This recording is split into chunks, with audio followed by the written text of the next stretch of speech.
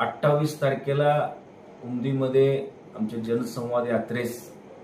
आमचे नेते आदरणीय विलासराव जगताप साहेबांनी सदिच्छा दिलेल्या आहे आणि या यात्रेस त्यांनी मनापासून शुभेच्छाही दिलेल्या आहेत आणि ककमरी मठाचे स्वामीजींनी सुद्धा आशीर्वाद दिलेले आहेत आणि यामध्ये एक कर्नाटकातील एक मोठे नेते माजी केंद्रीय मंत्री आणि सध्याचे आमदार बसनगुडा पाटील साहेबांनी देखील या पदयात्रेमध्ये त्यांनी आपले सीमा भागातील एक नेतृत्व आहे त्यांनी सुद्धा जत कन्नड भाषिकांसाठी त्यांनी सुद्धा या यात्रेमध्ये समावेश त्यांनी या यात्रेत सहभाग नोंदवणार आहे। आणि दुसरी अतिशय महत्त्वाचा विषय आहे,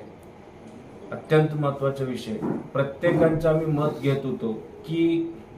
येणाऱ्या विधानसभेचे सदस्य कोण झालं पाहिजे, की प्रत्येकांचं मत आहे की भूमिपुत्रच आम्हाला पाहिजे।